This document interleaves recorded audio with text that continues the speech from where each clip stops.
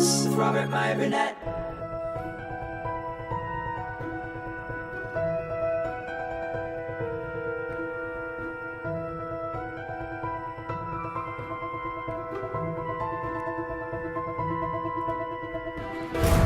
Well, greetings, Imagination Connoisseurs. Once again, it is I, your Duke of Dope Discourse, your master of fun and wonder, your viceroy of verisimilitude, your sommelier of sci-fi and cinema, your archbishop of banterbury, your chancellor of cheerfulness, your evangelist of the imagination, and your existential Mr. Rogers, Robert Meyer Burnett.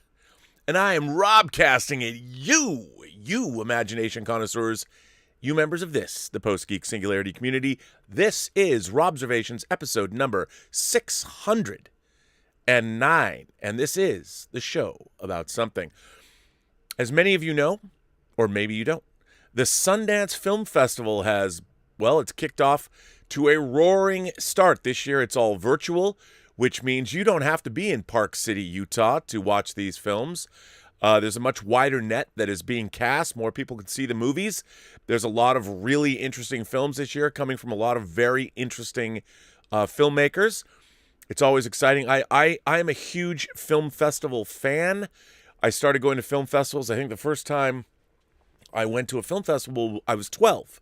And it was SIFF, the Seattle International Film Festival.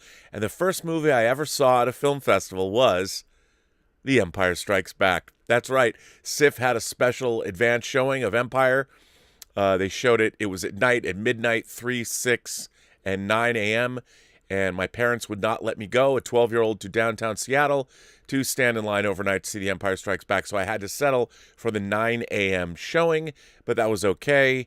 I got on a bus dressed as a miniature Darth Vader and took 2 buses to downtown Seattle, got in line at the UA 150, my beloved UA 150, and that was the first of 26 screenings I had of The Empire Strikes Back at that theater. And it was very exciting, but that was my first experience with a film festival. And I went to the Seattle Film Festival for the next 8 years, and I became a full series pass holder in 84 at the 9th Seattle International Film Festival. I think I saw 160 movies in a month, and it was amazing. It really broadened my horizons and showed me what was possible in terms of what cinema around the world was like. So I've been a huge fan of film festivals ever since. I've been to many as a filmmaker with things like Free Enterprise or The Hills Run Red, or even films I've edited like James Boyd's The New Gods. My producer on The New Gods actually started the Slamdance Film Festival, and so I've never actually been to Utah. I've never gone to Sundance, unfortunately. I always waited. I'm like, I'm not going to go until I have a film there. Luckily, this year, I have a film, of course, you all know, Tango Shalom, which is playing. We keep getting into more film festivals. I can announce that the film has also recently been admitted to the Garden State Film Festival in New Jersey. We're an official selection there, which is nice because it's not a Jewish film festival. And Tango Shalom obviously has great appeal to Jewish film festivals, but you don't get enough eyeballs, I think. Hopefully that will change because they're all virtual. And Tango Shalom will be playing next month, of course, at the San Diego International Jewish Film Festival and the Charlotte Jewish Film Festival. So if you live in and around either San Diego or Charlotte, you can see our film Tango Shalom. As you know, I produced the film, I edited the film, I was the post-production and visual effects supervisor on the film as well. So you can go there, and we're playing at a number of other cities, and when they announce their lineups, I will be able to tell you more about seeing Tango Shalom. So although I will say it's a little bittersweet because I love going to film festivals. Going to film festivals and hanging out and meeting other film festivals. I've mentioned before, my favorite film festival in all the world is the Sitges Film Festival in Sitges, Spain, which is just about 20 kilometers south of Barcelona on the Mediterranean. And it's my favorite film festival because, well, one, not only is it in Spain on the Mediterranean, but it's a film festival that's all about science fiction, fantasy, and horror movies. And as a perhaps as a business decision, it's not necessarily the festival you want to go to if you're interested in selling your movie. But there is not a better film festival in my mind to go in terms of audiences that are my people. Angel Sala, who's one of the festival directors, is a terrific guy. I've been there a number of times. Free Enterprise had its world premiere there. The Hills Run Red played there. We took a limo with Herschel Gordon Lewis, the Godfather, the Wizard of Gore, to our film. You never know who you're going to meet in Sitges. Femme Fatale's episodes played in Sitges. It's just an incredible festival. The milieu is great. The people are great. The food is great. You're in Spain. And there's always great stories that come out of that film festival that I will refrain from sharing on this show. But suffice to say, film festivals are a favorite thing of mine. But what's very interesting about Sundance is, I think all the way back to, well, the explosion of independent, the new American independent cinema that began in the 80s and early 90s, where we saw people like Spike Lee and Steven Soderbergh and, of course, Kevin Smith and Quentin Tarantino, the people that became the mainstays of American indie cinema and in some cases, cinema in general, studio projects, things like that. Sundance has always been kind of ground zero for the worldwide independent cinema now. Of course, things have changed. Independent cinema is no longer Kevin Smith making Clerks for 30 or 40 grand on borrowed money with his credit cards. Now, what indie cinema is sort of well-funded independent cinema that has, well, is it really indie anymore? I don't know. And usually now you're seeing a lot more, because independent movies, like everything else, it's become a highly competitive market. And independent cinema is basically non-studio cinema, but that doesn't necessarily mean it's embodying the spirit of independent cinema, although it still does that as well. But really, you can sort of gauge a lot of the new talent that you see coming up. Makes it to Sundance. Sundance is a very difficult festival to get into, and nowadays, most of the films that get into Sundance have a little bit of help, but some don't. Some fall through the cracks. But what's really interesting to me about what the state of independent cinema is, you can sort of gauge where we were at by seeing who acquires what films at Sundance, how much they pay for them, and what we can look forward to seeing on our streaming services. Because a lot of these movies are never going to make it into movie theaters the way they say used to, just because that business has changed. Obviously, forget COVID, but the problem with movies now on a studio level is the marketing costs. You can acquire a movie for a lot of money, as we will talk about in just a moment, but then you still have to market the film if you're going to put it in theaters, market it, and it's got to be marketed globally. So one of the great things about our new world that we live in, the new universe of streamers, is that a lot of streaming services are acquiring movies that would no longer see a projector bulb because there's just nobody who's going to pick them up. I mean, look, there are still some amazing indie film distributors out there. My beloved A24, for instance, and their taste in horror. Annapurna, although they've partnered up with people. You've still got places like Samuel Goldwyn. There's plenty of places that still acquire independent movies, but now we've got streamers. And the great thing about streamers is they've got the kind of money to acquire independent movies and basically make independent filmmakers whole by what they're paying. And what I mean by that is, usually independent movies are still borrowed, that you make them with borrowed money from many different sources. Sometimes you might have, 10 financiers. You'll notice a lot of independent films have multiple company logos on the beginning. Usually those logos are there because some way or somehow they've either acquired money for these movies to get made, they were able to place talent, or for whatever reason they brought something, a major component together that came together to help make that film. So that's why they get their company logos on the front of movies. But it's still, look, it's a tough racket. It's hard to make money. So if you're making, independent movies, Blumhouse has an incredible model. Most of their movies are made for $5 million or less. If you're M. Night Shyamalan, you still have to start over. Like The Visit, again, worked in that model, and it turns out great. So then Blumhouse is like, okay, we don't. This turned out fantastic. We can either put it in theaters or give it to Universal to distribute or some such thing and hopefully make a lot of money. But if not, if it doesn't work out as well as they'd hope, Blumhouse can always place it with a streaming service or Shudder or something, and it'll find its audience that way. But there's many different models now.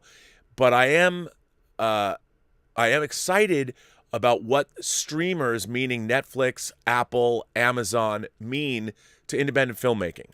Because if a company that has deep pockets, such as Apple, Amazon, or even to a certain extent now Netflix with their cash flow, they can come in and they make it possible. So for me, look, and I think for any independent filmmaker, don't get me wrong, we always dream of getting rich.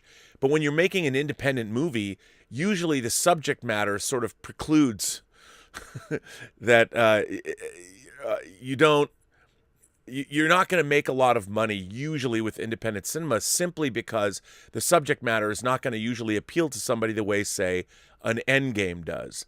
Sometimes you will appeal to people, and you do score big on the independent film festival circuit. Well, let's see what happened. Something happened at Sundance Film Festival.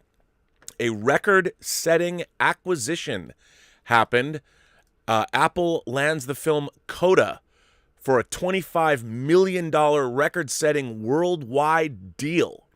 First major virtual 2021 Sundance Film Festival sale. So Apple is roaring out of the gate, acquiring this movie Coda for $25 million. Now, I don't know how much this movie cost to make, but venturing a guess, I would say it probably cost a lot less than $25 million to make. And my rule of thumb is always, if you're borrowing money to make a film, what you want to do is give your investors back 30% on the money, which means that if they loan you $100, you want to be able to give them $130 back, preferably within a 24-month period of time. I would rather have it be 18 months, but you still have to make the movie, finish the movie, and get it out there. So basically, if you're borrowing money, what I try and do if I'm getting private equity is say, look, I need to borrow this much money. I want to borrow it for 24 months. And hopefully at the end of 24 months, you will get your money back, your initial investment, plus 30%. Can I guarantee that? Certainly not. But that's what I'm shooting for whenever I personally am trying to borrow money for independent film projects. So $25 million is a huge amount of money to spend for an independent movie. But we now live in a world where if Apple buys that and they buy worldwide rights, unless there's some kind of clause where the ownership of the negative goes back to the original filmmakers or the original producers after a certain amount of time, Apple's bought this movie forever. They've taken it off the filmmaker's hands. And what's terrific about that for a filmmaker is, I would imagine you get to pay all your investors back. You get to put a little chunk of change in your pocket. And you know your film is going to be seen in perpetuity pretty much forever throughout the universe, which is probably the best way for an independent film to wind up. Let me just read this. Mike Fleming posted this at 11 o'clock this morning. Exclusive. This is from Deadline. In the first big deal of the 2021 virtual Sundance Film Festival, Apple has landed worldwide rights to Coda for a number just north of $25 million. That sets a new Sundance acquisitions record above the $22.5 million that Palm Springs received last year from Hulu Neon. But this time, all the premiere watching and all-night auctioning was done far from the slopes of Park City. It came down to a pitched battle between Apple and Amazon. Writer-director Sean Heater's coming-of-age drama is about a high school senior who is the only hearing person in her deaf family and is torn between holding together that unit or seeking her own dreams. The film premiered opening night in the U.S. dramatic competition, and buyers loved it. It became clear yesterday that its value to distributors was heading into the stratosphere after receiving glowing reviews and reaction from buyers. Multiple offers were on the table and brought the bidding close to Palm Springs territory. That was the Andy Samberg Christian Milioti movie that broke Sundance sales records last year with $22.5 million. The film, the title's acronym is for Child of Deaf Adults, centers on Ruby, Amelia Jones, the only hearing person in her deaf family. When the family's fishing business is threatened, she finds herself torn between pursuing her love of music and her fear of abandoning her parents. The pick is based on the award-winning French hit La Familia Bellier.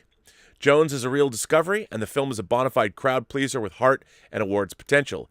Heaters captured the fishing scene in Boston and the love of classic Motown and Joni Mitchell and Marvin Gaye, whose songs are broken down and connect you to the message within them and why they resonate with the characters navigating difficult circumstances.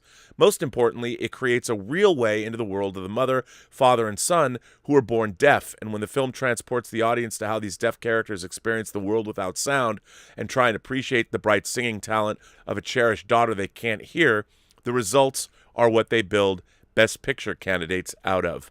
Numerous buyers discussed the film with me yesterday and were saddened when the numbers shot past what they could spend on it, as it became clear this would be a world rights deal with the streamer. Deal was led for Apple by heads of Worldwide Video Zach Van Amberg and Jamie Ehrlich, who last year reeled in the Sundance doco Boys State, which is in the Oscar race right now. It becomes the latest statement-making deal for Apple, which at the last virtual Cannes broke the record there for the Anton Fuqua Will Smith runaway slave drama Emancipation in a record pre-buy. Said writer-director Heater, "I've been so moved by the outpouring of response to the film, and I'm so excited to have found a partner in Apple that loves and deeply gets the movie, the spirit in which it was created, and is committed to having the film reach the widest possible audience possible in a thoughtful and meaningful way. The whole Coda team is also so grateful to Sundance for being a part of the film's journey. I hope that this film and Apple's powerful support will help kick down some doors standing in the way of inclusion and representation and pave a path for more stories that center characters from the deaf and disabled community. The world has waited too long for these stories to be told. Now is the time. No more excuses." Eugenio Derbez, Marlee Matlin, and Ferdio Walsh Pelio also star. Fabrice Gianfermi. The Pathé film was produced by Philip Rousselet, and Patrick Waksberg, and produced the film with Jerome Sadu, and exec produced by Artavan Safi, Sarah Borsch-Jacobson, and co-produced by Hester Hargett Appetit, Ged Dickerson, Marie de Senneval, and Eric Gelman. Stephanie I can't even pronounce all these names. But the article is deadline. The auction was brokered by CAA Media Finance and ICM Partners and Pathé. All of this bodes well for the hot titles in the festival, with the Rebecca Hall-directed Passing premiering today. Now, you will notice this movie was represented by CAA. It was made by Pathé, and it was a remake of a known French commodity. So, admittedly, there's a lot of heavy hitters behind this movie making sure that it has the success that it had. But still, as you could probably tell, this might have been a big studio movie in the 80s. It would have been the kind of movie a studio would have made as Oscar bait. Maybe it would have followed up Children of a Lesser God or something like that. But nowadays, movies like this are just not, they're not what studios are going to acquire. They're not what studios are going to pick up. So the fact that they're still getting made, companies like Pathé, and the fact that it's a remake of a known film, you can look at that film and go, okay, we'll invest in this movie. We'll do an American remake of this movie. There's a lot of that happens. There's a lot of our movies. Homeland, for instance, was a remake of an Israeli television show, the Claire Danes Showtime series. These are things that, I mean, they're already known commodities, so they're risk-averse in the first place. But still, $25 million for a film of this kind proves to me, it says to me that, well, there's a lot of healthiness going on in the film business. And I think the great work I do believe in the meritocracy of great work. And if you've done some really great filmmaking, it's going to get out there. People are going to see it. And sure, do I dream of seeing Tango Shalom get acquired by somebody for enough money where we can pay back our investors that 30%? Certainly hope so. But and I can dare to dream. We'll see. Our first film festival brought us an award, but we'll see what the others have in store. But all I can tell you is that if you want to see our film, it's going to be playing around you. It's going to be playing in 2 festivals in Canada so far. It's already played in India. But this makes me every time there's an epic win with a streamer picking up an independent film, despite the fact that CAA represents it, although John Levin, our sales representative, used to be a senior vice president at CAA, so you do what you can. But anyway, I think that it's always exciting and by the way, this idea appeals to me. And while I believe every movie should be seen in a theater, I think seeing a film on a big screen with a big sound system, it benefits any movie, no matter what it is. I really honestly believe that. I like to see films on the big screen. But that said, as we have bigger and bigger TVs in the home, I think always a good thing. Things are changing. The world is changing. And it's still nice to see this kind of success. And I think it bodes well that, like the director said, Director Heater said, these are the kind of stories, I mean, people are getting out there and they're telling these kinds of stories. That's why, real diversity is about the voices and the experiences of people being shared. It's not just about the color of people's skin. It's nice to populate your stories with people, but what you really want is you want to hear their stories, their experiences. And if you're going to tell a story that has diversity or talks about what does it mean to be disabled in the world today? Can you say disabled, or should we say hearing challenged? Whatever. These are the kinds of stories that I want to hear. What a great way into this idea. I mean, I heard this log line. A girl that is not deaf, who is born into a deaf family, who wants to pursue her musical dreams, but yet does she do that and leave her family behind? To me, that's an irresistible story. Can't wait to see this movie. Very excited to see what comes out of Sundance. I have to say, to me, like with John Campea, I love the Oscars, but I really love the Sundance time of year. I mean, yes, sure, most of the time, not a lot of the movies that come out of Sundance appeal to me. But then again, there's always something that comes out of Sundance that I'm always waiting to see, and this goes to number one with the bullet, and I'm very excited about this. I'm also very excited that Apple would pay $25 million for this kind of a story, because that means that, I mean, look, making movies is still very, very hard. Making a movie that's this good, or the way it affects people as much as this one does, that's tough to do. Tough to do. So you still have to be a talented filmmaker, but when you are, it's nice to know that there is the possibility of getting this kind of a return, and getting it on a streaming service like Apple, most importantly, means the movie that you've toiled on for however long you've toiled on it is going to be seen. It'll be there. People will constantly discover it for years to come. And boy, did that excite me.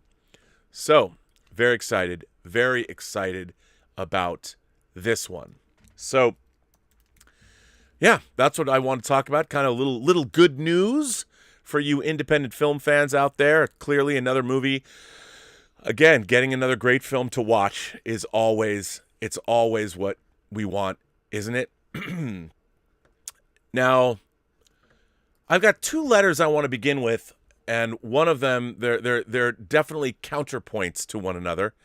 And I get these questions. I actually, they're both examples of letters that I get a lot of, and I thought I would read them both. They came in over the transom the other day, and I wanted to read them as a counterpoint. Now, I just want to say, I am not reading these two letters because I either want praise or condemnation for myself.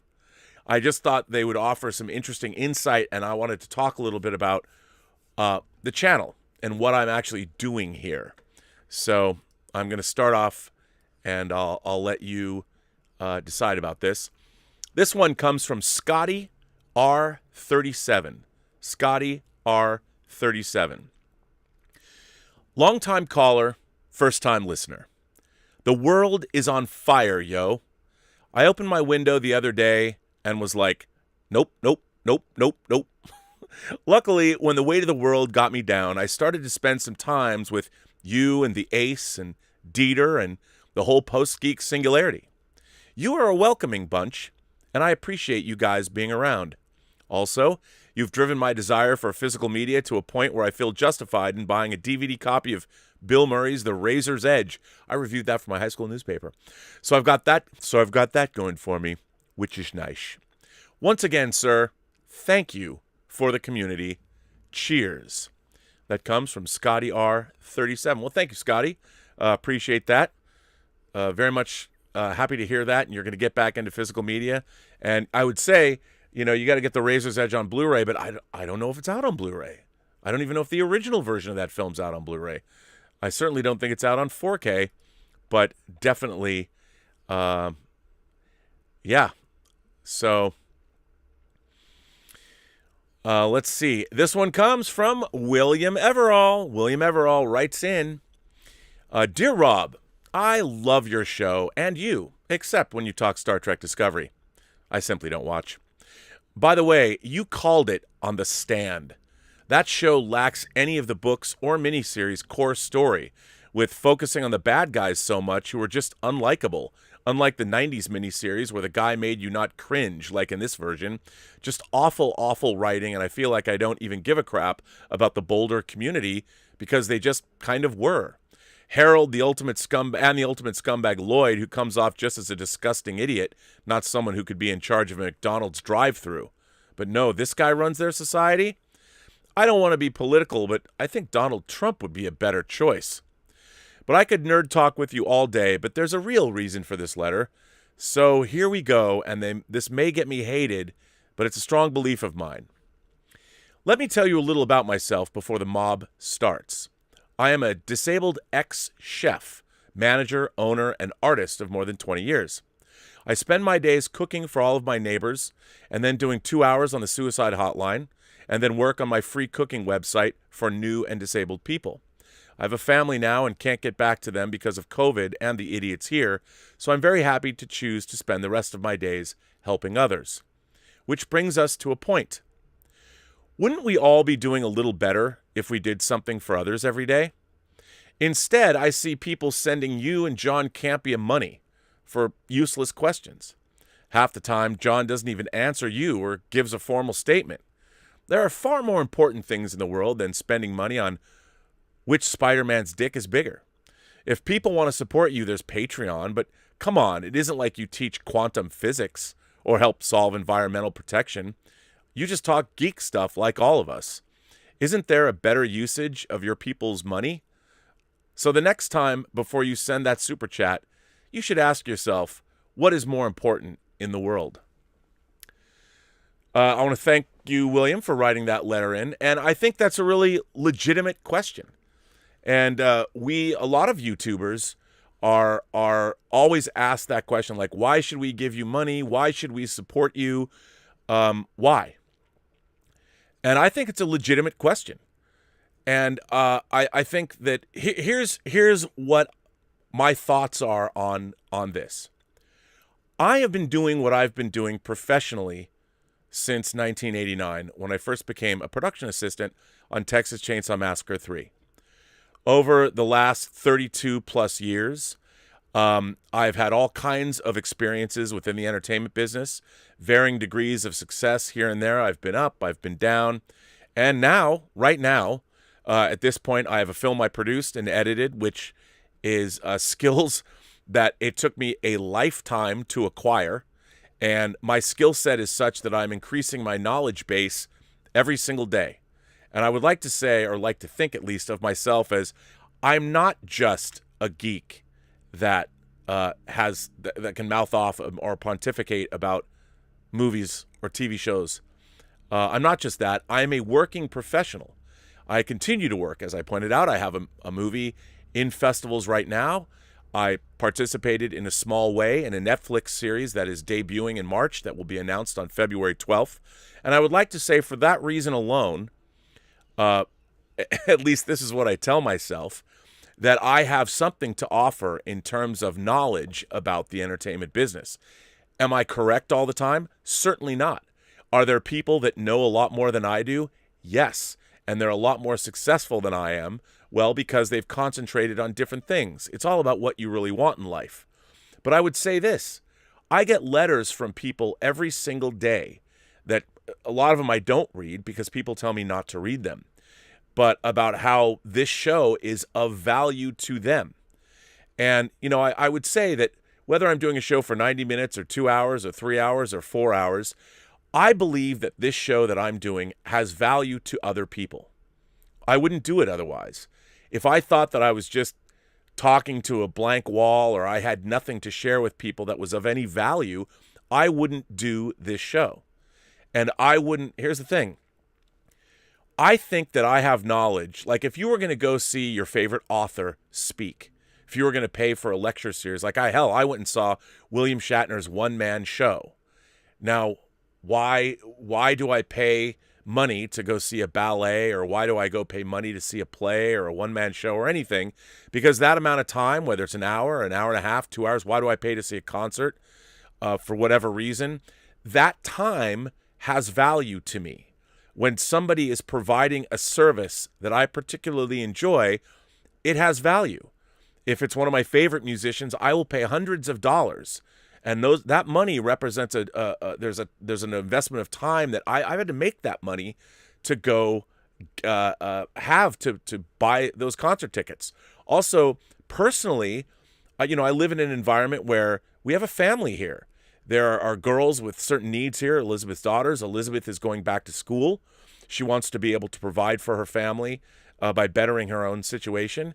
And for me, what YouTube does personally is the extra added income stabilizes my life so I can better help my own family, and also I can do more with my own work life and bring more experience and more knowledge and more wisdom to the people that watch this show. So it all comes down to, well, what is valuable to you? I don't demand people watch this show. I don't put it behind a paywall. People can watch this show all they want and never contribute. Every time somebody contributes, even $1, whether it's a tip or a super chat or something, that kind of support means the world to me. And it's also it's given me the ability to even do this show in the first place. And I'd like to point out, if you look around me, the equipment that I have, lights, cameras, the soundboard I have, this microphone, all of those things cost money.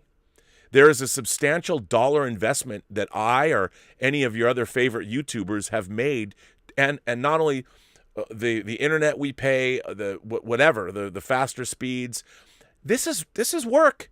There's a lot of work here. And, I decided to put on film festivals or run short story contests. I mean, I was having a conversation today about how much is it going to cost to actually publish a hardcover book that's in a slipcase the way that I want to publish the book, because my tastes are not inexpensive. All that has to be paid for as well. The trophies for the film festival. I'd also like to say that a couple of weeks ago, because of Star Wars Theory, another YouTuber, a lot of us banded together on his channel. He did a channel where I didn't even know you could do this, where he had all of the money that was donated to his channel while we were on. It went to cancer research. And in a 2.5-hour stream, we raised almost $40,000 entirely donated by viewers. Now, I would say, you ask me, I myself on this show have done charity streams for various charities. And I would ask, how much is enough? And if I can tell you that the letters that I've received from people show that my sunny disposition certainly brings value into other people's lives. And, if it didn't, they don't have to watch. So I would say also, who knows I don't know what everybody else does with their money. I come from a family that was very charitable. My grandmother, for instance, was on the board at the Seattle Children's Orthopedic Hospital. I think it's just called the Seattle Children's Hospital now, but she was a big donor and raised a lot of money for that hospital when she was still alive back in the 70s. And my family has always been active in some kind of charitable organizations or people giving their time to help others. And I think also I have no idea what people who watch this show do in their spare time. So I would imagine, knowing what I know about my viewership or from what I've heard about people, that there's probably a lot of people on the other end of this transmission who themselves do a lot of charitable giving or help other people. And so all I can say is that I am incredibly grateful to the people that support this channel through their tips, their super chats. But also remember, there's a lot of work that goes into creating this show. Mike Bodden, who runs the Burnettwork.net website, he busts his ass. And the idea ultimately is to put this channel, I would love to put this channel on a paying basis to actually hire people and pay them Pay the moderators for the work they do. Pay the graphic artists, whether it's Jason Spriggs or Xevious or all the little Robservations, Meyer Burnett.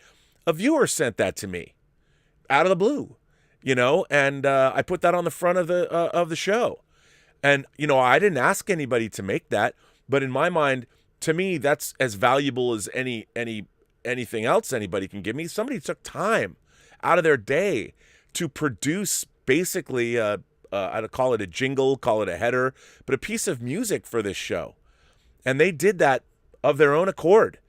And I think that, to me, that's amazing, and I think that if I can create a community, whether it's a community that's putting on a film festival and inspiring people to write short stories, I mean, that's what I want to do, and it really comes down to how people value that. I don't tell people that they need to or should value my contributions, because that should be self-evident. That's up to you, the viewer. If you find that I have some value to you and you want to support this channel, know that you're not just supporting me, you're supporting others in my family, and you're also supporting people that work on the channel, and hopefully you'll be supporting more of the things that we want to do in the future, like continue to have film festivals and continue to have participatory contests. I mean, like I've said, I want to make a short film out of one of the short stories that you all are writing. I don't know how I'm going to pay for that, but we'll figure it out. It's not going to be cheap. I mean, it's not going to cost $100 million, but I would imagine making a good short film and having no idea what it's about could cost, I would imagine, a budget somewhere between, say, $50,000 and $100,000. It might cost that much money. Where's that money going to come from? I don't know. Maybe I'll crowdfund it. Maybe that's what I'll do. Start a separate crowdfunding campaign, looking at the prices of how much our Imagination Connoisseurs book is going to cost. I might crowdfund that as well. But in the great thing about crowdfunding a book like that is everybody gets that nice look. Can I make a digital version available? Sure. I'm going to do that too. But I think everybody who writes a story that appears in that book, if nothing else, for all of us, to publish that book, it's not cheap. Especially if I want it printed on non-acidic paper. There's obviously going to be a dust jacket. I want to make sure that the binding is beautiful and that it has embossed. How much do those things cost? But at the end of the day, I think it's important to sometimes address and consider these things, because it's important to always take stock and wonder, what am I doing here? Am I providing a decent service? Do I feel in my own mind, like if I didn't feel that what I did wasn't of some value to someone, I wouldn't monetize the channel. But I do think it's like, what did the Joker say? If something is if you're good at doing something, you shouldn't do it for free. I think I'm pretty good doing this channel. It's tough talking into a camera in a deadened sound room like this one every single day. But I leave that up to everyone. Whether or not this channel has value, you can watch this channel and never donate. You can watch this channel and never participate. I'm here for that too, But I do want to thank you for writing in, because I think it was an important letter and an important. It was an important. I think it's just important to always address these issues and be mindful, because this is a legitimate question that I get a lot. A lot of people are like, "Who are you?" I mean, I've heard everything from I'm a panhandler on the internet freeway to who am I? Who do I think I am? Well, who I think I am is somebody who spent the last 32 years in the entertainment business, eking out my journeyman living as I try and create better and better stuff. Whether that's of value to anyone, I leave that up to you. But I still like doing the channel. The lovely Emma Bannon is here. Emma Bannon writes in and says, "Hi, Notorious RMB. So I've been thinking." I know. Why break the habit of a lifetime? But I didn't have anything else to do, so I thought I'd give it a go. One of the most common complaints I see when anyone is critiquing a film or a show is that how disappointing certain plot points or mysteries are when explained. It got me thinking. Does the audience need every small detail explained to them? Or is it best for all stories to leave something to the imagination? Now, don't get me wrong. I'm not suggesting that this should be an excuse for poor writing, nor for building up mysteries or questions that are not answered when they should be. I'm looking at you last season of Lost.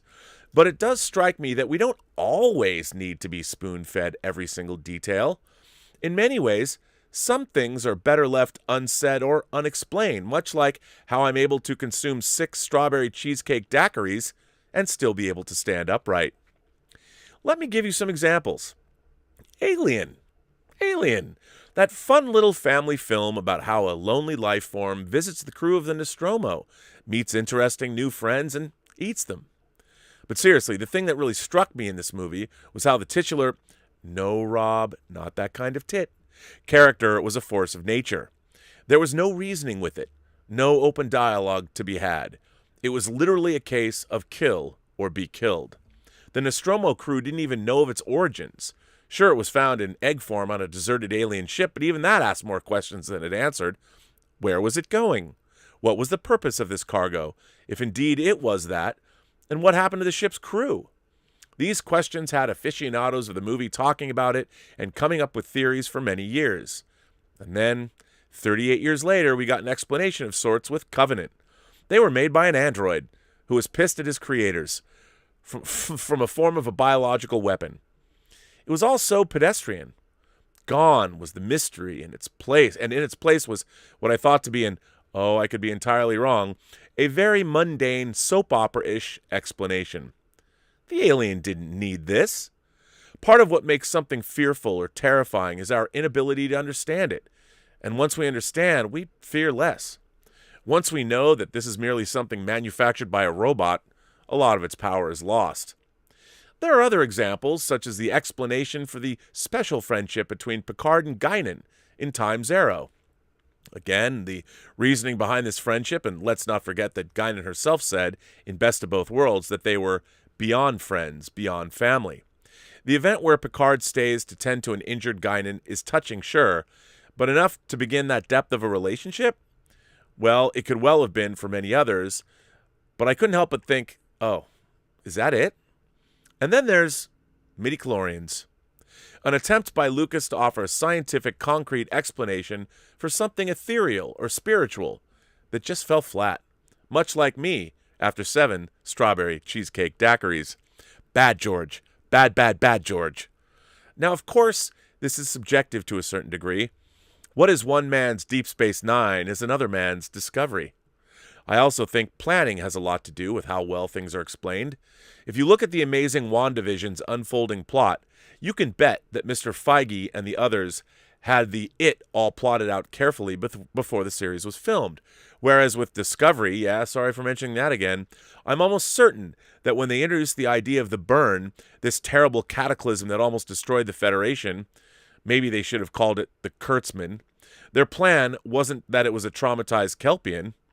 If I'm wrong, and they did, well, paint me yellow and call me a daffodil. Of course, as I've said before, keeping the mystery of something cannot also become an excuse for lazy writing or weak storytelling.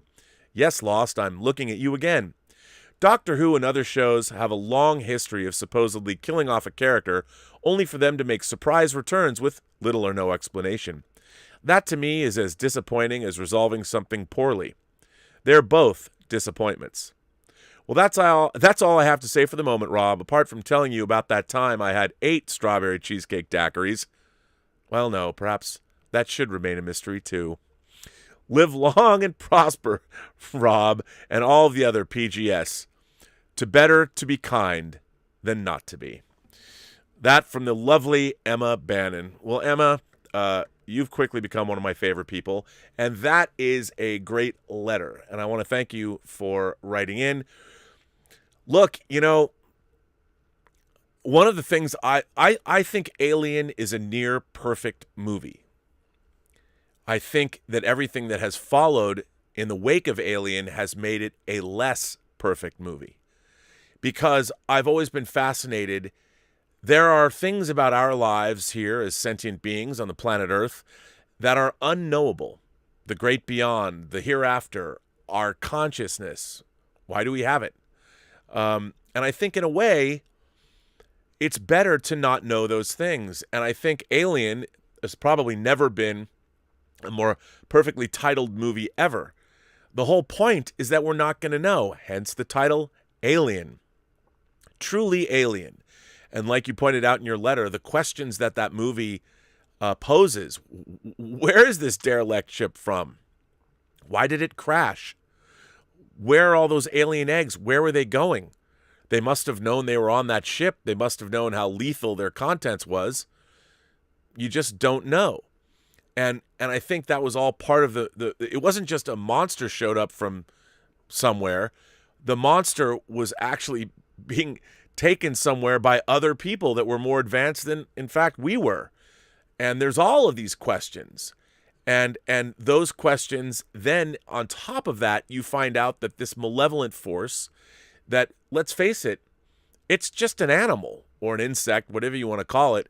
It's just doing what it does, surviving and perpetuating itself. That's it. It doesn't have any particular animosity towards us. It's not necessarily doing something it doesn't know. We're just there. We're incubators and I guess food. That's it. And the thing is, this is just a form of life that we can actually understand and admire. We know that the Weyland-Yutani Company knew these creatures existed. We know that from the first Alien, which is even more intriguing. Ash was sent out there to protect this alien organism. They wanted it back on Earth. And I think it's a very interesting, all the way around. Alien is a movie that is extraordinarily interesting. And I think that's what makes it, the unknowability of it is there's the universe. There are things in the universe we will never know. And that's what makes it fun. And that's what makes it interesting. And I think that's why the movie is so good, to be honest. And then they go ahead and, like you said, they gave the alien organism a sort of humdrum so-so. The idea that anybody from Earth created the alien organism completely undercuts the entire idea of the movie Alien. You know, now Alien is it's an ironic title rather than a title that makes a bold statement. And I think that's sad. And I think you're right. I think those questions are, well, sometimes they're better left unanswered. Certainly in the case of Alien and Aliens, it is true. CG writes in again. CG says, "Thank you for answering my question about the first 2 episodes of WandaVision. You're exactly right about the show's sitcom vibe not having a humorous intent. I saw a study on humor recently that said scientists believe the purpose of laughter is a psychological tell that we are safe. In this show, it seems to be a constant tell that no one is safe. It's my new favorite show." CG. Well, CG, thanks for that. I appreciate that. I completely agree with you. It's been very interesting to watch. I love all of these hot takes on WandaVision, where I read one yesterday where people are talking about, well, they're puzzling over WandaVision, but their ultimate conclusion is, but it's still just in the MCU. As if, I just don't understand. To me, I grew up in a world before the world of Imagination Connoisseurs, before the world we live in the Post-Geek singularity, where science fiction, fantasy, and horror were, and I use the word ghetto. Look, there were the Jewish ghetto. The word ghetto has been used for a long time. I don't mean it as a racial term, but I think everyone understands what it means to say a genre was ghettoized. Well, that's what science fiction, fantasy, and horror was for most of my life. When I would try and explain how meaningful it was to me, I had teachers all the way from elementary school all the way up into college talking about the genre as being somehow not as legitimate as, say, other forms of literature, which, as we all know, is patently absurd. But this idea that the MCU, the fact that it's about superheroes, there are fans, and I hear from them every day. There are many fans that feel like, ugh, the MCU is like McDonald's, it's cookie cutter, and I'm like, well, one, the Marvel Cinematic Universe, the Marvel comic universe is what it is. I mean, sure, when Alex Ross comes along and writes Marvels, or Frank Miller tells the Bullseye Elektra story, Kingpin in Daredevil, these stories get elevated. Sure. But ultimately, they're still all comic book stories about costumed heroes. And at the end of the day, they're imbued with meaning because we do so. But if you really think that it was easy to make the 23 Marvel Cinematic Universe films, and while we've talked about even yesterday, some are more successful than others, for the most part, even the ones that are maybe less successful or are less beloved than others, I'm looking at you, Captain Marvel, and you, Thor, the Dark World, and you, Iron Man 2, and Iron Man 3. Because, and when you think about it, if you look at Iron Man 3, there's a lot of interesting stuff in that movie that you wouldn't have thought they would have stuck in a comic book film. There's a lot more going on in most of the Marvel Cinematic Universe. And people can say, well, Rob, all the origin stories are all kind of the same. Well, that's a failing then of the genre. It's not a failing of the Marvel Cinematic Universe, because everybody's, would I have rather watched a 2.5-hour version of Doctor Strange and spent more time with him training with the Ancient One and learning more about his life pre-Sorcerer Supreme? Sure. I would have watched that. I would have watched Benedict Cumberbatch. I thought was great as Stephen Strange. I loved seeing his world before he became Stephen Strange. And I did think once he began his training with the Ancient One, things went by a little fast. I would have loved to have had more of an Altered States, watching Dr. Jessup and Blair Brown, his wife, and Bob Balaban have a lot more, but this time with Stephen Strange, explore that realm. But when you look at it, we got a kick-ass Doctor Strange movie. And I loved it. The whole thing with Dormammu, which is goofy and comic book-esque, but the fact that the movie took you there, and the visuals, and the Marvel Cinematic Universe has been, to me, an absolute wonder. And I know, what do people want? You want the Dark Knight Returns. I get it. You want something that you can look at and go, my God, the philosophical implications of this movie. It's just incredible, but it's still based on the Marvel comic books. And, ultimately, they have to appeal to everybody.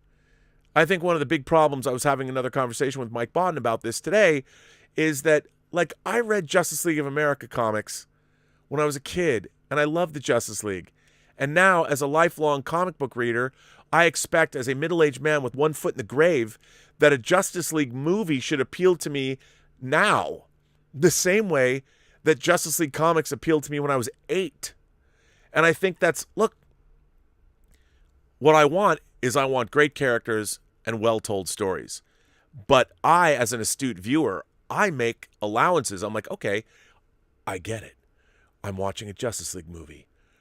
And I know it might not be as good or different or as resonant to me as Apocalypse Now or Clockwork Orange or The Godfather or all that jazz, or pick your favorite movie to slot it in. I know I'm watching a Justice League movie. But I also know the difference between a good Justice League story and a bad Justice League story. I knew the difference when I was 8. I know the difference when I'm in my 50s. And have they changed? No. The baseline of what makes a great Justice League story hasn't changed at all. So what I want as a man who still wants to get those same thrills I got when I was 8, all I want is the same good story with the same great characters, well told and true to themselves. That's what I'm looking for. And it's when you write about WandaVision, think about it. We've had 23 Marvel Cinematic Universe movies, and we watched 3 episodes that were quite strange and odd compared to what we saw. And then in one more half hour in episode 4, they bring it all back to the universe, but then you realize you're watching something different that we've seen. And I'll tell you, we needed to see those first 3 episodes to set the table, because if this story is, as I suspect, a story about the kind of grief that Wanda Maximoff is, a woman within the Marvel Cinematic Universe we saw lose her brother, and then she lost Vision, the entity that she was truly in love with. That one shot in this week's episode of WandaVision where you see dead gray Vision with the Mind Stone torn out of his fingers, torn out of his head, pretty horrifying. So clearly we're dealing with a show. Who would have thought that Disney Plus, that their first Marvel show out of the gate is, as I suspect, going to be dealing with the horrible trauma Wanda Maximoff has felt. And like all great science fiction, fantasy, and horror stories do, we're seeing something that metaphorically relates back to all of us. People that are suffering a great trauma or a great grief that they couldn't get over or couldn't get past. I think that's what they're doing. And that's pretty ballsy to do in a comic book story that's leading the way for your new phase 4 of entertainment that's supposed to be family-based. And I, for one, am here for it. I think what we're getting from WandaVision is incredible, and we're only 4 episodes in. Next week marks the halfway point. We're not even at the halfway point yet. So what's going to happen? Who's behind it all? I don't know. But I think it's pretty great that we live in a world where Kevin Feige is making something like WandaVision to be as much a part of the MCU as anything else. And look, I understand. For me, I compartmentalize my things that I like, because within them I'm like, okay, I'm looking at the Marvel Cinematic Universe. I am not comparing and contrasting it with something else. I don't sit around and go, well, there's DC and there's Marvel. I don't think about that. I look at everything for its own sake. I take it on its own terms. That's why I love a movie like Star Crash. If you want to look at it and compare and contrast it to other movies, you can laugh, sure. But if you look at what they were trying to do when they made that movie and pay homage to everything they love, I mean, it's the kind of movie that Star Crash is when I started picking up a Super 8 camera and making movies with my Star Wars action figures.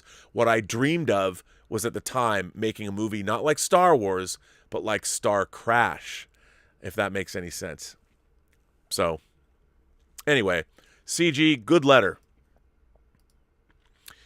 Omar94 writes in. Omar says, "Hi, Rob, moderators, and the Post-Geek Singularity.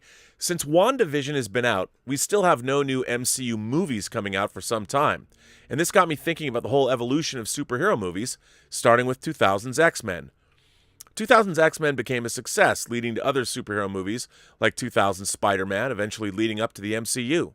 However, history might have been different if X-Men was done earlier and with another version of the story. I've read two drafts of Unmade X-Men scripts written by Andy Kevin Walker, the screenwriter of Seven. I will say I quite like these drafts for the most part. In his drafts, the story is about Wolverine being recruited by Charles Xavier to help the X-Men stop Magneto. Walker did some very good and interesting stuff in his drafts. In his first draft, he has the original X-Men roster: Cyclops, Jean Grey, Beast, Iceman, and Angel. In his second draft, he replaced Angel with Jubilee. In both drafts, the Brotherhood of Mutants consists of Magneto, Blob, Juggernaut, Toad, and Sabretooth. His drafts also had things like the Sentinels appearing and attacking Xavier's mansion, William Stryker and Bolivar Trask appearing. The Danger Room appears, Wolverine and Cyclops' rivalry. Magneto was revealed to have caused the Chernobyl disaster. Department X appears, the final battle set within Manhattan, and a really impressive sequence involving Xavier and Jean using some type of telepathic device to go into Wolverine's head. Unlike the movies, where the focus is predominantly on Wolverine, these drafts make it more of an ensemble where the other characters, especially Cyclops, get to shine. Both drafts are mostly similar, with the main differences being how some scenes in the second draft being in a different order from the first, some new scenes created for Jubilee since her and Angel are different characters, as well as some visual changes like a sequence in the first draft where Blob attacks a plane involving a politician or someone, but was changed to a car for the second draft, and another sequence where Beast escapes a military facility by himself in the first draft, but Wolverine rescues him in the second draft. There's also a sequence in the first draft where Blob was at a circus, which I think was removed in the second draft. While I definitely like these drafts, they're not perfect, and there would probably need to be one or two more polishes to get it right. Angel and Jubilee don't have as much to do as the other characters. Bolivar Trask doesn't really do much. Juggernaut doesn't do all that much. Sabretooth and his rivalry with Wolverine was underdeveloped, and the Sentinels only appear at Xavier's mansion. If this version of an X-Men movie was made, who knows how different the landscape for superhero movies would have been. Here are the links to the scripts, which I would recommend to those who are interested. All right, well, I'll put them in. Here's the first draft, and I'm a huge Andy Kevin Walker fan. So here's the first draft of the X-Men script, and here is the second draft. I'm dropping these into the live chat. For those who might be listening to the podcast version, you can come to YouTube and see the actual video and find these links. So there you go. They're in the live chat at about 1 hour and 1 minute into this broadcast. Yeah, Omar, I mean, I think that, there's so many different drafts of so many movies, especially genre movies. I mean, even this, my beloved Speed Racer. I was doing drafts. I was covering Speed Racer drafts in 1990 and 91.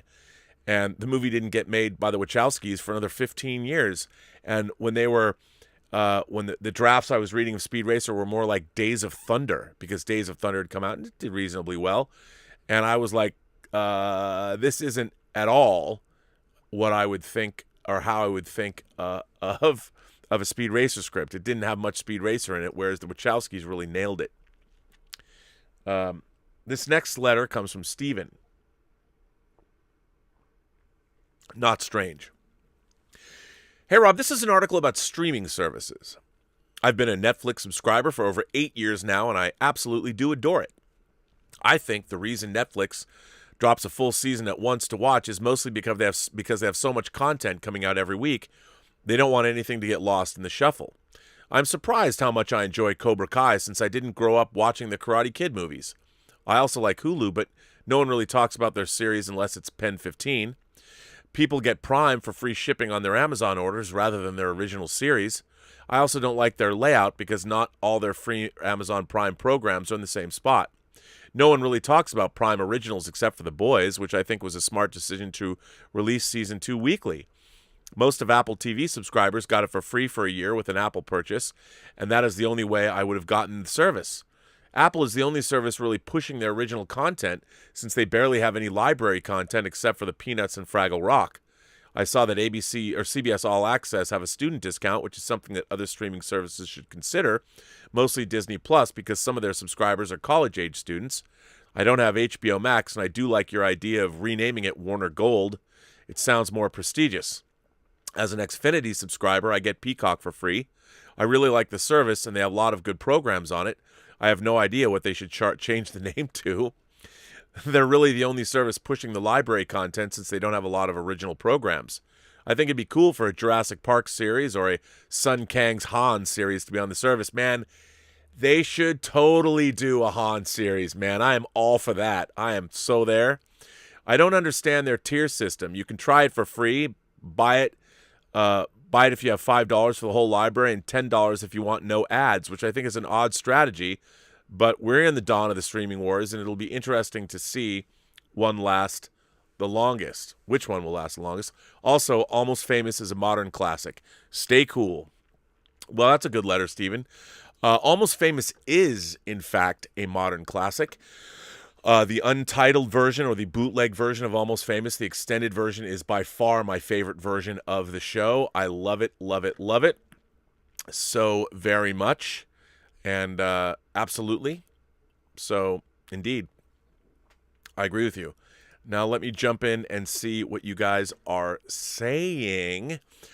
Zachary King writes in and says, Rob, I just wanted to drop you a line and tell you how much I enjoyed the holiday countdown on the Inglorious Trexperts. It was very enjoyable to hear you and the boys geek out together. Hours of great entertainment.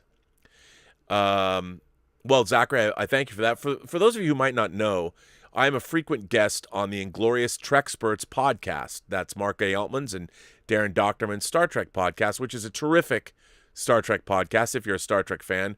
We cover everything except Discovery. There's a podcast called Disco Nights that covers Discovery. But we did the third year running. We did a New Year's Eve countdown. The 101 best episodes of science fiction television of all time. The most, very, very subjective, by the way. We definitely showed our age. Don't look for any Stargate episodes on it. I know. Come at me, bruh. But I'm sorry about that. But we had a lot of, it was very eclectic and very entertaining, and people seemed to like it a lot. I thought we were going to get a lot more hate mail. But Zachary, it's great to hear that you enjoyed it. And, again, that's more content that I work on that is free of charge for anybody to listen to, or you can watch it on the Electric Surge Network, and it is on video. Zachary King sends in another tip and says, I sent in a short review of The Little Things. The Little Things is available to watch Oh, I forgot. It's out now. I sent in a short review of The Little Things in the form of a letter this afternoon. It was slightly too long for a tip. Bruh. I'm going to go in and watch that right after I do this show. Chloe sends in a tip and says, have you ever heard of the Atuk screenplay? It's said to be cursed, claiming the lives of such people as John Candy, John Belushi, Chris Farley, and Sam Kinison. But others attached to it are still living just fine. It seems the curse is just getting the film made. I have heard about this over the years, and it is something, let's delve into it now. I'm going to use this newfangled contraption called the internet to see what comes up. Wow, the first thing that comes up is Atuk. Inuit for grandfather is the name of an unfilmed American screenplay intended to be a film adaptation based upon the novel of 1963, The Incomparable Atuk by Canadian author Mordecai Rickler. A film adaptation was planned in the beginning of the 1970s by Norman Jewison, who purchased the film rights. Norman Jewison made movies like Moonstruck and, of course, and Justice for All, which I loved, and Rollerball. It is essentially a fish-out-of-water comedy of a proud, mighty Inuit hunter trying to adapt to life in the big city with satirical elements on racism, materialism, and popular culture. Peter Growski's Afterward adds some historical context and elaborates on the satirized real-life counterparts of several of the novel's minor characters, including Pierre Berton. A film adaptation was planned at the beginning of the 1970s by Norman Jewison, who purchased the film rights. Another adaptation was to have been shot in 1988. Although numerous Hollywood film studios have shown interest in producing the film over the years, it remains unfilmed, and the entire project is in development hell. An urban legend claims that a curse has killed all of the actors who have shown an interest in the lead role.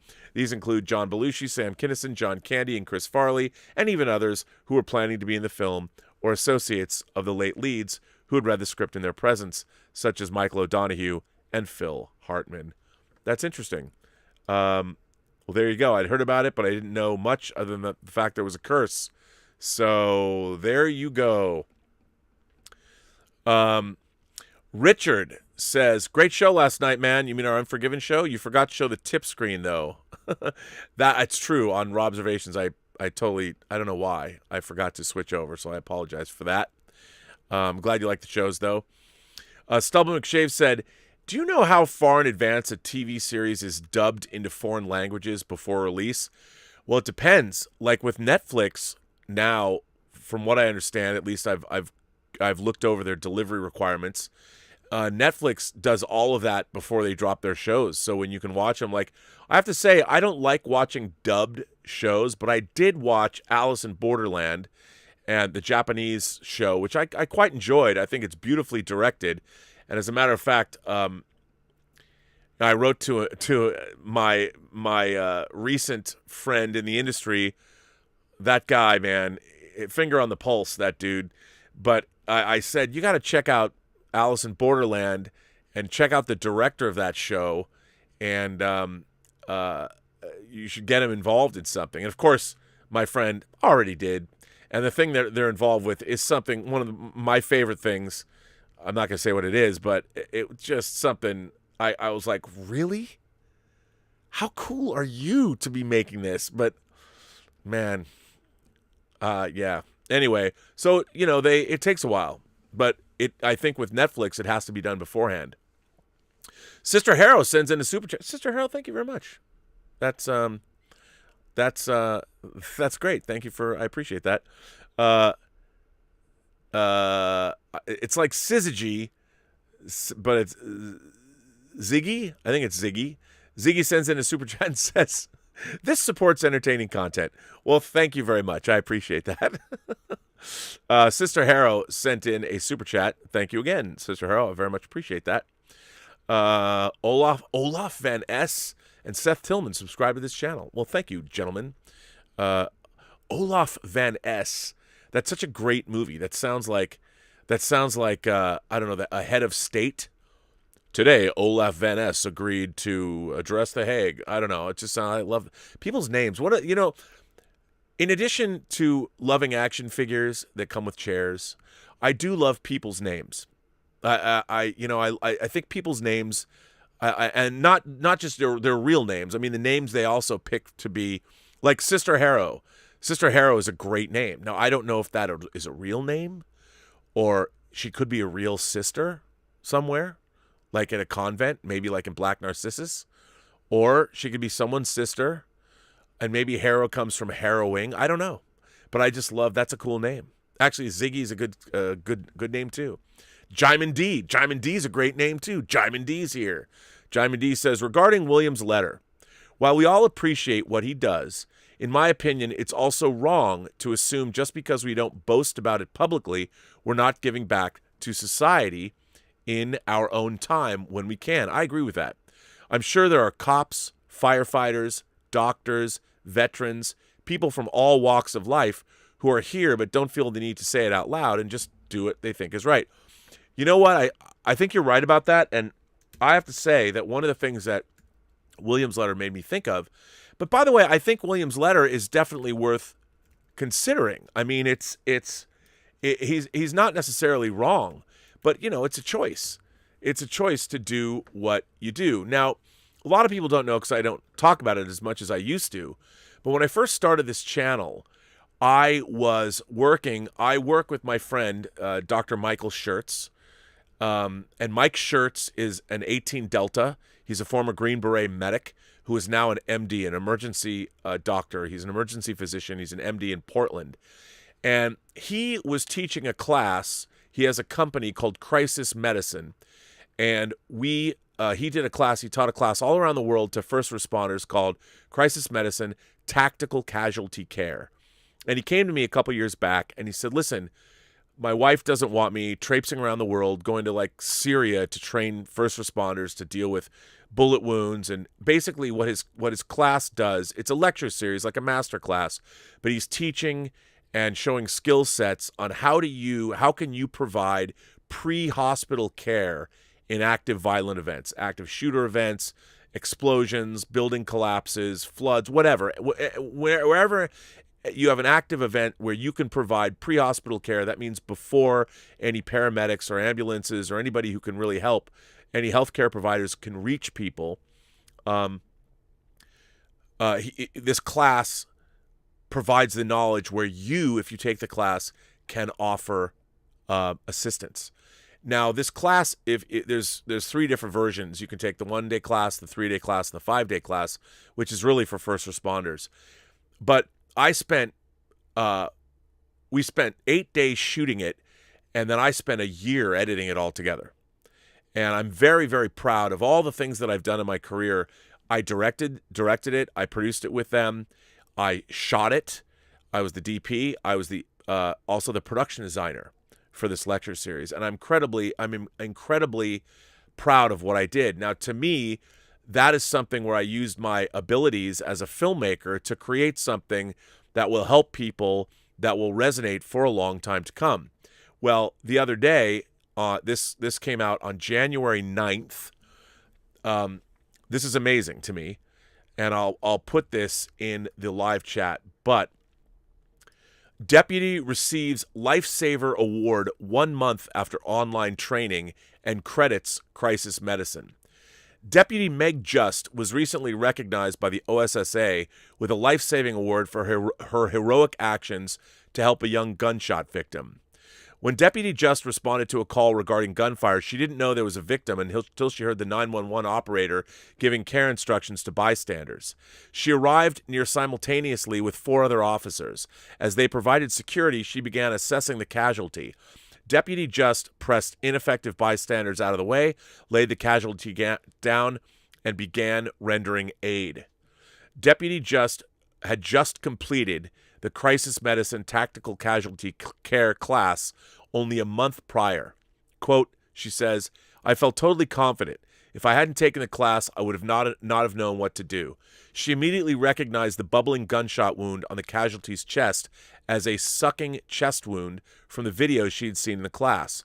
As she was occluding it, she noted spurting blood from another gunshot wound above the casualty's clavicle. She didn't have wound packing materials readily at hand, so instead she placed her finger into the wound, which controlled the bleeding. The most surprising part of the event to Deputy Just, the blood was really hot. While awaiting responding fire, she noted that periodically the injured side of the chest would get hard. She presumed this was tension pneumothorax and burped the wound several times. Every time she did this, she said the wound would fart at her as it released pressure.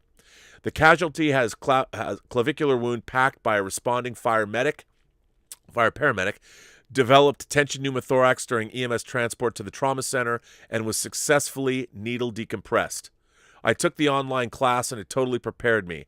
I was literally sitting in a patrol car running radar, watching the course on my MDT. The videos really stuck in my head. The course was not hands-on, but it was clear enough I could provide care without ever having laid hands on a person. We're proud of Deputy Just and appreciate her quick thinking under stress and service to our community. Thanks to the Washington County Sheriff's Office, who was forward-thinking enough to provide this online training to 200 county law enforcement during a time of in-person training was unavailable because of COVID. So I'll put that in the... Now, this is something that, I made. And it was not something I was necessarily paid handsomely to do. But in terms of, it's just yet another thing that I did that I'm very proud of. So it was another way that I could give back to the community. So there you go. Let's see. Where am I? Stubble McShave says, I don't get why people look down on contemporary genre stories while some classic genre stories are highly regarded. I'm thinking of stories like The Odyssey, Frankenstein, Dracula, and Dickens' A Christmas Carol. All genre stories of cultural importance. Yeah, but I think at the time they were sort of unique, so they developed these reputations before the rest of the genre sort of took hold. I would add to that things like Jules Verne's stories or H.G. Wells' stories as well. Jaimin D sends again, I was wondering if you've ever watched Jesse Stone movies starring Tom Selleck based on Robert B. Parker's novel. I have not. At first I found them a bit slow-paced, but somehow I've grown to like them and find them very entertaining. I have not watched those, but I know of them. I just have not watched them. So, yeah. There you go. I will look into that if you like them. Richard says, that altruistic chef should watch Dogville. Dogville is a very, very interesting film. I recommend everybody watch it, but no going in. You're going to have to adjust your expectations. It's pretty interesting. Alexander Wilson's here.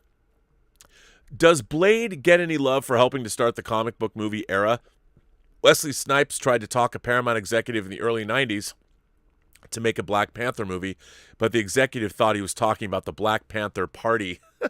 I think Blade does. I think, look, Blade was sort of an outlier. To me, the movies, you have Tim Burton's Batman, obviously, that started it, reignited the idea. Then you had The Crow in 94, based on a comic. And then, of course, Blade. And I think Blade, and to me, it's not even all of Blade. It's the beginning of Blade. The whole opening scene in the blood rave, and Wesley Snipes himself. Wesley Snipes, you cannot stress enough how Wesley Snipes' portrayal of our favorite Daywalker became indelible. And while, yes, Guillermo del Toro made Blade 2 into something different, which I really like, more of a Guillermo del Toro movie. Blade 3, the less said about it, the better. But then there was a Blade TV series that did involve him. But you can't deny the power that Blade had. And Blade, let's face it, Blade was just fucking cool.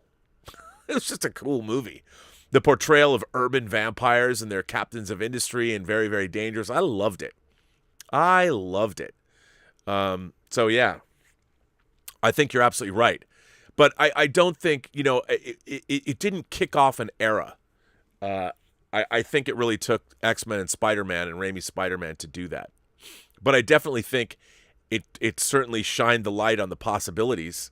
I'm sure it was referenced quite a bit by the people, the powers that be. Chris Stemfetegel says, hi, Rob. I saw The Little Things today at our local Alamo Drafthouse Theater. Great movie. Definitely give it a watch. I can't wait. since LA theaters are still closed, I will be watching it on HBO Max, but that's what I paid for. Stubble says, I asked about the dubbing because we have a date for dubbing to Portuguese for a TV show that I have an interest in. Well, there you go. Wait, a show that you have interest in that you're going to see dubbed in Portuguese? I wonder what that show is. Brendan Sheehy sends in a tip and says, Rob, what is your favorite Neil Jordan film? Ooh. Mine is The Crying Game. It was almost overshadowed upon its release by its gender-bending twist, but it's a great movie. I think The Crying Game is a great movie that's both intense and yet retains a dreamlike and darkly humorous quality to it. The Crying Game was one of those movies that look, one of my favorite Neil Jordan movies is In the Company of Wolves, if you haven't seen that. And I really loved what Neil Jordan did with Interview with a Vampire. I thought was great. But I don't want to miss anything because I know I'm missing something from his oeuvre. So let me just jump in here and tell you what else I liked about Neil Jordan's movies besides The Crying Game. And In the Company of Wolves, Mona Lisa is great. I liked High Spirits. I liked The Butcher Boy. Maybe The Butcher Boy is my favorite Neil Jordan movie. Where's that Blu-ray? And I mean, In Dreams, The End of the Affair. He did a lot of great stuff. I liked Byzantium. That was, and then most recently Greta. I didn't see Greta though. So yeah, no, I'm a fan. Leland says 2 names I love from real people I've met: Crystal Curtain and Rusty Fudge. Those are good names. Ziggy sent in a $5 super chat and asks, Space Battleship Yamato, which Blu-ray version to start with? I watched the original Star Blazers as a kid back in the day. Bruh, let me just tell you. What you want is it's Space Battleship 2199, Space Battleship Yamato 2199, and Space Battleship Yamato 2202. And the American versions are released as Star Blazers 2199, I think. They're so good. If you like the original, the remakes are so good. I cannot tell you, they're so good. I cannot recommend them enough. So yeah, you got to watch Space Battleship. As a matter of fact, you know what? Let's go to Amazon and I'll send you the link. We're off to outer space. We're leaving Mother Earth to save the human race. We are Star Blazers. Oh, I love all these models. I want to get to there we go. The DVDs or the Blu-rays. All right. Oh, man. They got to have other versions. Okay, the Blu-ray. Yeah, okay, this is the domestic release. I'm going to put this in. This is the first series, and basically they've redone what they did in Star Blazers. So the first series is the Iskandar storyline. I cannot stress enough how good this remake is. So I'm putting it in the live chat right now. So here it is. And it's so good and totally worth getting. And I totally recommend you get the whole thing. And I thought, yeah, and then they just released recently. They released the Common Empire series, which is dope. It's so good. Here's the Common Empire series. So if you like that, I would just get them both because they're both so good, and everything about it, the art, the design, everything. It's so interesting. It's fantastic. So get that. Jaimin D comes in again with sends in another super chat. Hey Rob, you mentioned you're working on a Netflix anime based on a video game, and I recently saw a teaser for the Resident Evil anime show. Connection? No, but thank you for playing. February 12th, you will find out. I hope they drop a trailer because it's dope. And I worked on the penultimate episode this week, the 23rd episode. I can tell you this, There are 3 seasons of this show. Each is an 8-episode season. And I finished editorial on the 23rd episode. And how it works is I've been the animatic editor.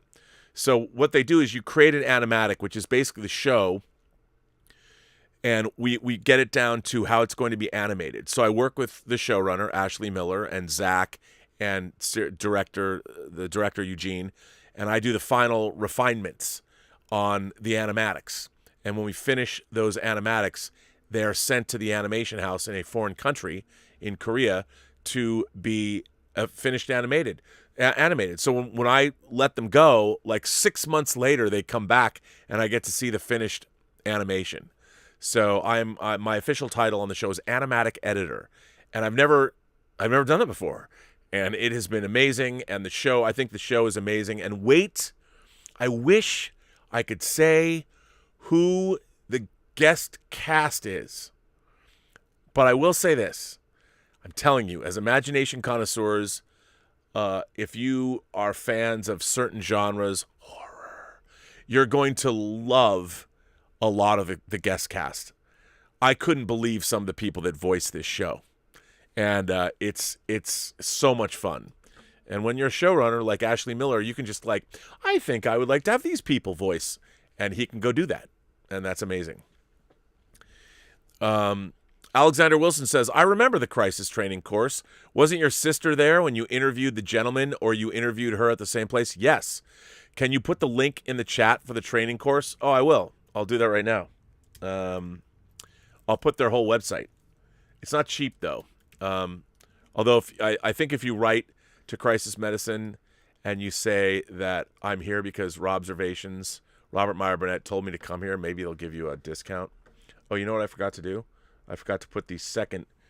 I didn't hit return, or for whatever reason it didn't go. Oh, it's, the link for the Common Empire story is too big to go in the live chat, so I'm sorry.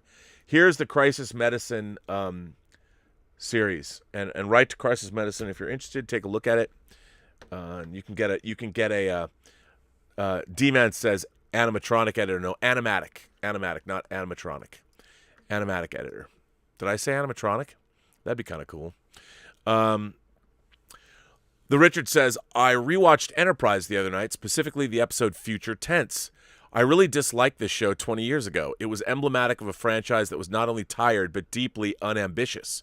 It definitely seemed I wasn't alone in not wanting this show during that time, which is a shame because that attitude made me really overlook its strengths. It's so easy to be moral and good-spirited when you're the crew of a nuclear missile platform cruise ship. But maintaining those values when you frequently encounter species that are not only more advanced than you, but more knowledgeable felt strangely refreshing. These people are in over their heads, but they press ahead and actually make sense. And it actually made sense. At least made more sense than anything I saw on Discovery or Picard. The way an episode like Future Tense sets up exposition, characterization, and intrigue compared with your average episode of Discovery is frankly astonishing. Where Discovery would seemingly just invent something on the spot, expecting its audience to believe it, Enterprise actually develops its world. A whole scene in this episode was spent speculating that the mysterious future plot of a 31st century time pod was Zephram Cochrane. The scene had little you see except to be a red herring and develop the universe, and I really, really appreciated it. While characters like Trip and Malcolm wouldn't exactly have an arc, I deeply appreciated their characterizations as well. Alexander Wilson says, have you seen One Night in Miami yet? I have not. This is Regina King's directorial debut. I loved it, but I thought that the actor who played Muhammad Ali was miscast. I've seen the actors in other projects, and he's a good actor. Do you know of any major roles that were miscast, but the actor was a good actor? You know what? I thought Sam Jackson was wasted as Mace Windu. I don't think he was miscast. I think he wasn't allowed. I don't think George Lucas directed him well. I love Sam Jackson as an actor, and I don't think he has to play Sam Jackson. I think he's a pretty diverse actor that can do a lot. And I really thought as Mace Windu, he was not allowed to shine, and it bummed me out. But in terms of another actor who's miscast, I'll tell you I don't want to be mean. I don't want to be mean because I like him in Dead Ringers, but Stephen Lack, the actor who was the lead in David Cronenberg's Scanners, I think his flat, and that's being mildly, that's putting it mildly, his flat performance in Cronenberg's Scanners didn't work for me at all. Maybe it worked for others, but it didn't work for me at all. So, yeah. So there you go. Yeah. Now I think about it. Yeah. But I want to watch One Night in Miami. Benjamin 23 sends in a few super chats and says, do you know what episodes of Star Trek, do you know what 2 episodes of Star Trek Picard was never on the Enterprise? Oh, I was going to say immediately, Gambit. Well, I guess you answer it right away. Unification 2 and Gambit 1.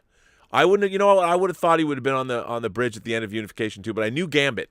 I would have had to stop and think about. By the way, I love Gambit parts 1 and 2. I think that was a high point of season 7.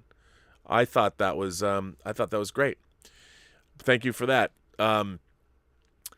Jaimin D sends in a super chat and says, Space Battleship Yamato, the live action movie, was also very entertaining. Wish they could make a sequel. I was really excited for the Space Battleship Yamato live action film that came out in 2010. And I liked it. And I understand the Gamelons, which are tall blue people, they didn't want, it would have been really hard to do that. But I really think that there was a big departure with the Gamelons. And I miss that. Although I think it's entertaining. It was great. There's some really good special effects. It was a bargain bay. It didn't have the lavish budget, but I like it. I don't dislike it. I do like it. I do like it. And it's fun. It's fun. It doesn't hold a candle to the animated series, but I think they did a pretty good job. Richard comes back and says, following on from my Enterprise essay earlier, have you reevaluated the show, especially compared to the recent shows? That's a really good question. When I was working on the Blu-rays of Star Trek The Next Generation, we were also doing the Blu-rays of Enterprise, and I was able to revisit that show. And, Enterprise was very hit and miss for me. And I think one of the big problems is that Rick Berman and Brandon Braga wrote a lot of those episodes. And I think they were the last 2 guys that should have been doing that. But there is a lot of episodes in Enterprise that I really like. And not just the 4th season. The Xindi arc was interesting, but I thought it was kind of goofy. But there's a lot of interesting stuff in it. And I like Enterprise. I went back. Sometimes I go back and watch various episodes. Like, I think Cogenitor is a great, great episode of Star Trek. I think most of the 4th season, while some of it gets goofy, I like the whole, Demons and Terra Prime are really interesting. The Vulcan arc is interesting. The forming the Federation arc is really interesting. There's a lot of good stuff in the 4th season that, I like the characters. I just thought that, their original premise would have been really, really interesting if it had taken them the first year of that show before they even launched the Enterprise. They had big plans. They had more network interference with that show than any other of the Berman era Star Trek shows. But I think going back, it feels a lot more Star Trek than Discovery. Star Trek Discovery is just nonsensical to me.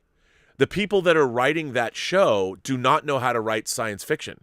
And that's where I think the show completely falls down. Not only do they not know how to write science fiction, they also don't know how to write characterization within a science fiction context. That's what I find so... They're trying to write their relationship dramas the same way they would write, I worked on a horror series and I'm trying to write... To me, it's like some terrestrial show about feelings, and it really falls down. The writing team, the writers on Discovery are just way out of their depth. They don't know how to write a science fiction show, and nor do they know how to write... characters within a science fiction show. So at least that's kind of how I've always felt about it.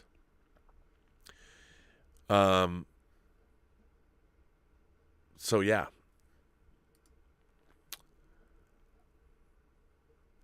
you know what? I'm going to bring this show to an end. This was a lovely show. I had a lovely time doing this show with you all.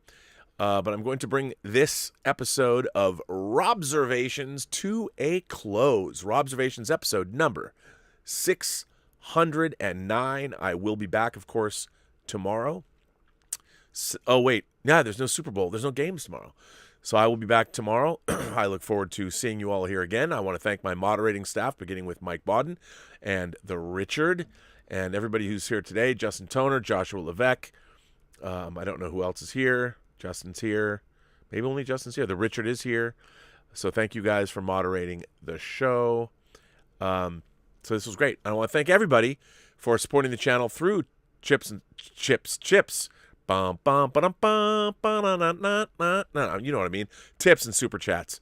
Thank you for that. I want to thank everybody who writes letters. You can always send me letters at the Burnettwork.net website. You can also visit our pages. We have lots of interesting Facebook pages, the Post-Geek Singularity Facebook page, the Fully Articulated Facebook page, the Let's Get Physical Media Facebook page, and, of course, the Whining About Movies Facebook page. I will be back with Mr. Dieter Bastian tomorrow on Let's Get Physical Media. So that'll be fun and fun. We're going to get back on that horse again. So I'm excited about that. So join us here. And I think if I can convince Dieter to do it, we're going to do another members only. I know I hate to be an elitist snob, but sometimes you just got to be. A members only live chat with Dieter and I after the show tomorrow. So we'll do a show, and then we'll take a little bit of a break, and then we're going to come back and do a live members-only chat with Dieter. So we'll do that with our first Let's Get Physical Media live member chat. So that'll be fun. We'll do that. Anyway, that brings me to an end of the show. And also tomorrow, as a matter of fact, we do Let's Get Physical Media tomorrow, Robservations tomorrow, and Western Weeks conclude. Tomorrow is a two-fister, a double-fister, where Elizabeth Gwendolyn Bell, the ace, the arbiter of cinematic excellence, and we are going to discuss both versions of True Grit, the 1969 John Wayne version and the later Coen Brothers version starring Jeff Bridges as the legendary Rooster Cogburn. Fill your hands, you son of a bitch. So join us tomorrow. There will be three shows on the Burnettwork beginning at 11 a.m. Pacific time.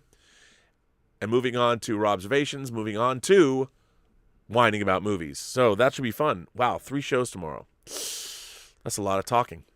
Anyway, thanks very much for all that. Every person you meet has a story to tell that you have yet to hear. And all you have to do is listen. And with that, I say to all of you, have a better day.